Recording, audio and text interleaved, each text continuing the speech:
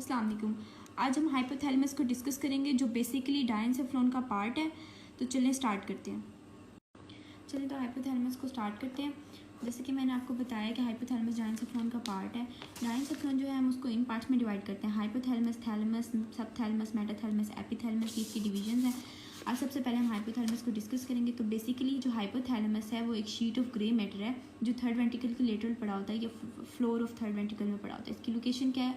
ये इंटीरियो इन्फीरियल है थैलेमस की। बुक की डायग्राम से मैं आपको दिखाती हूँ कि इसकी क्या लोकेशन है। तो ये देखें, ये जो डायग्राम है ये वेंट्रिकुलर सिस्टम की डायग्राम है हमारे पास। यहाँ पे ये जो हमारे पास है ये दो लेटरल वेंट्रिकल्स पड़े हुए हैं। ये हमारे पास थर्ड वेंट्रिकल है और जो नीचे हमारे पास है ये हमारे पास फोर्थ वेंट्रिकल है। लेटरल वेंट्रिकल दो होते हैं, एक थर्ड वेंट्रिकल होता है, एक फोर्थ वेंट्रिकल होता है। टोटल 4 वेंट्रिकल्स होते हैं। अब जो ये जो थर्ड वेंट्रिकल है ना, इसके लेटरली पड़ा होता है हाइपोथैलेमस।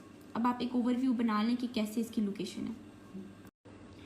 अच्छा, तो ये जो हाइपोथैलेमस है इसका वेट टोटल 4 ग्राम है। छोटा सा 4 ग्राम का जो ऑर्गन है हमारे पास, ये बहुत सारे फंक्शन कंट्रोल कर रहा होता है। अब इसके 3 मेन फंक्शन मैं आपको बताती हूँ कौन कौन से सिस्टम में होते हैं। लिम्बिक सिस्टम में होता है, एंडोक्राइन सिस्टम में होता है और ऑटोनॉमिक नर्वस सिस्टम में भी इसके बहुत ज़्यादा फंक्शंस हैं। आगे चल के मैं आपको बताऊंगी इसके न्यूक्लियस के साथ इसके फंक्शन।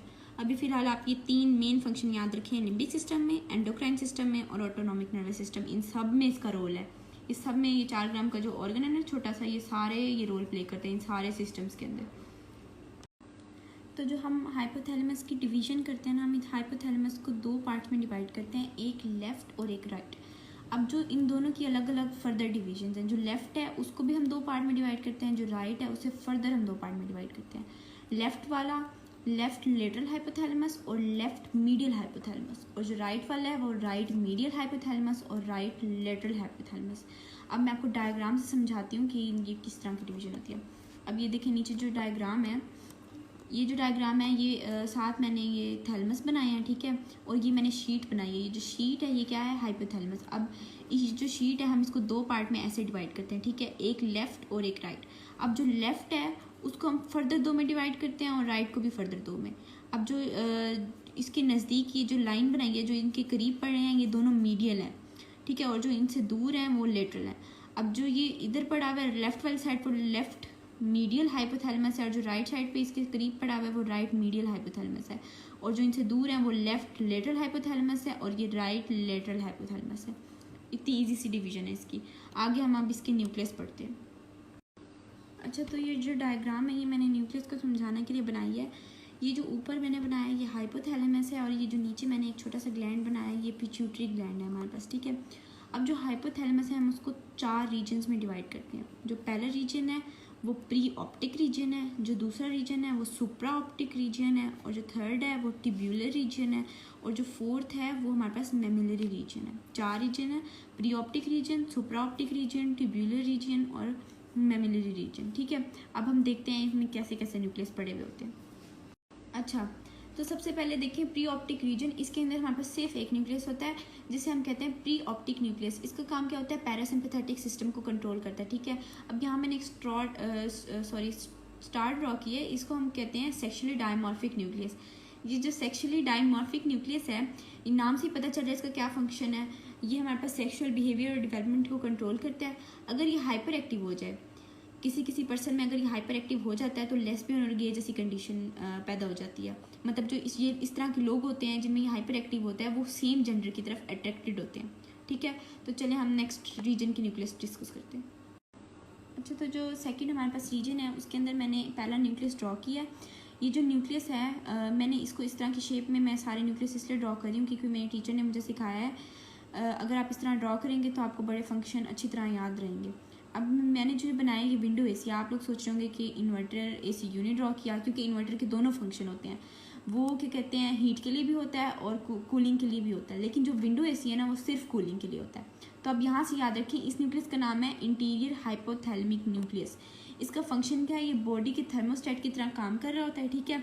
ये क्या करता है? कूल करता है, cool down the body temperature को राइज नहीं करने देता। और इसकी और भी 2-3 फंक्शन है, जैसे कि ये डिक्रीज़ करता है हार्ट रेट को और इंक्रीज़ करता है जीआईटी मोटिलिटी को। अच्छा, अगर इसमें लीजन्स हो जाए तो क्या होगा? हाइपरथर्मिया हो जाएगा। चलिए तो नेक्स्ट न्यूक्लियस देखते हैं। अच्छा, तो देखें ये जो सेकंड रीजन है इसके अंदर मैंने 3 और न्यूक्लियस ड्रॉ किए हैं। जो पहला न्यूक्लियस है देखें क्लॉक की शेप में है, इसे हम कहते हैं सुप्राकियास्मेटिक न्यूक्लियस। अब इसकी शक्ल से क्या पता चल रहा है कि इसका फंक्शन क्या होगा कि ये सर्केडियन रिदम को कंट्रोल करता है। ठीक है, इजी। अब जो दूसरे 2 और न्यूक्लियस हैं, अब ये जो न्यूक्लियस मैंने बनाया है जिसके अंदर मैंने मेमोरी ग्लैंड और यूट्रस ड्रॉ करने की कोशिश की है, ये जो है इसके अंदर इसे हम कहते हैं पैरावेंट्रिकुलर न्यूक्लियाई। अब जो ये पैरावेंट्रिकुलर न्यूक्लियाई है, पता कैसे चल रहा है कि ये कहाँ कनेक्ट किया है मैंने पिट्यूटरी ग्लैंड की पोस्टीरियर साइड पे, तो साफ पता चल रहा है कि सिंथेसिस किसकी करा रहा है, ऑक्सीटोसिन की। ये मैंने किडनी ड्रॉ किया है, ये भी मैंने पोस्टीरियर साइड पे डाल दिया पिट्यूटरी ग्लैंड के, तो पता साफ चल रहा है कि वेसोप्रेसिन मतलब ADH की सिंथेसिस करवा रही है। इसके ये चारों न्यूक्लियस हैं और उनकी ये फंक्शन है कि ये न्यूक्लियस है, सॉरी इसका मैंने नाम नहीं बताया, इसका नाम है सुप्रा ऑप्टिक न्यूक्लियस। बस ये 4 न्यूक्लियाई हैं। अब नेक्स्ट रीजन की तरफ चलते हैं। नेक्स्ट हमारे पास है ट्यूबुलर रीजन। इसमें 2 न्यूक्लियस पड़े हुए होते हैं, एक स्माइल वाला और ये जो मैंने उदास सा बनाया है। जो स्माइल वाला है इसे हम वेंट्रोमीडियल कहते हैं और जो उदास वाला है इसे हम डोर्सोमीडियल कहते हैं न्यूक्लियस। अब जो स्माइल वाला है इसे हम हैप्पी सेंटर भी कहते हैं और स्टाइटी सेंटर भी कहते हैं। हैप्पीनेस को कंट्रोल करे। और स्टाइटी सेंटर क्या करता है, स्टाइटी सेंटर का काम होता है कि वो हमें खाना खाने से रोकता है। अगर अब इसमें लीजन्स हो जाए, ठीक है, या ये ओवर स्टिमुलेटेड हो जाए तो क्या होगा, अगर ओवर स्टिमुलेट हो जाएगा तो एनोरेक्सिया हो जाएगा, ठीक है, भूख ही नहीं लगेगी और बंदा बड़ा कमज़ोर सा हो जाएगा, ठीक है। और अगर इसमें लीजन्स हो जाएं तो हाइपोथैलेमिक ओबेसिटी हो जाती है, ठीक है। अब जो उदास है इसका क्या फंक्शन है, इसको हम पनिशमेंट सेंटर भी कहते हैं, ठीक है। अगर ये ओवर स्टिमुलेटेड हो जाए तो गुस्सा बहुत ज़्यादा आएगा उस बंदे को, ठीक है। और अगर ये डिप्रेस हो जाए तो बंदा हंसता ही रहेगा, उसे कोई दुख ही नहीं होना इस दुनिया में। नेक्स्ट हमारे पास नेक्स्ट रीजन को डिस्कस करते हैं, मेमिलरी रीजन को। नेक्स्ट रीजन हमारे पास है मेमिलरी रीजन। इसके अंदर भी 2 न्यूक्लियस पड़े होते हैं, पोस्टीरियर हाइपोथैलेमिक न्यूक्लियस और दूसरा न्यूक्लियस होता है मेमिलरी न्यूक्लियस। अब ये जो पोस्टीरियर हाइपोथैलेमिक न्यूक्लियस है ये मैंने फ़ैन की तरह बनाया। जो आउटडोर यूनिट होता है AC का, वो उसमें से गर्म हवा आ रही होती है ना, तो वहाँ से इसका फंक्शन याद करें कि ये इंटीरियर जो हाइपोथैलेमिक न्यूक्लियस का फंक्शन था ये बिल्कुल उसके ऑपोजिट काम करता है। एंटीफॉल टेम्परेचर को कराता है, इंक्रीज़ करता है हार्ट रेट, डिक्रीज़ करता है GIT मोटिलिटी को। इसमें लीजन्स हो जाएँ तो हमारे पास हाइपोथर्मिया हो जाता है, ठीक है। और जो मेमिलरी वाला है इसमें अगर लीजन्स हो जाए तो इम्यूनिज़िया हो जाता है, मतलब मेमोरी लॉस हो जाता है। आज के लिए हमने इतना ही डिस्कस करना था। ये सारे न्यूक्लियस हैं हाइपोथैलेमस के, इनको आप अच्छी तरह से याद कर लें। बुक में भी टेबल बना हुआ है इसका, वहाँ से एक बार पढ़ लें, रिवाइज़ कर लें।